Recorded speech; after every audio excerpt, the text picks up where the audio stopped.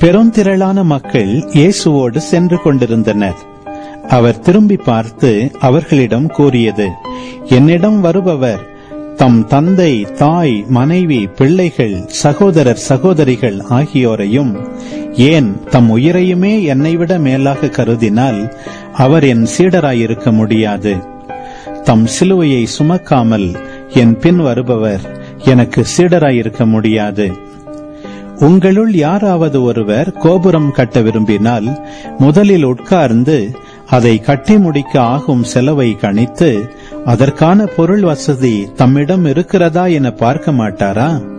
இல்லாவிட்டால் அதற்கு அடித்தளமிட்ட பிறகு அவர் கட்டி முடிக்க இயலாமல் இருப்பதை பார்க்கும் யாவரும் ஏளனமாக, இம்மனிதன் கட்டத் தொடங்கினான், ஆனால் முடிக்க இயலவில்லை என்பார்களே.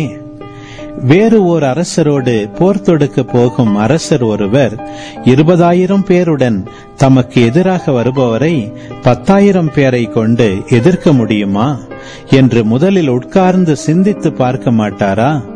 எதிர்க்க முடியாதெனில் அவர் தொலையில் இருக்கும் போதே தூதரை அனுப்பி அமைதிக்கான வழியை தேட மாட்டாரா? அப்படியே உங்களுள் தம் உடைமையை எல்லாம் விட்டுவிடாத எவரும் என் சீடராயிருக்க முடியாது.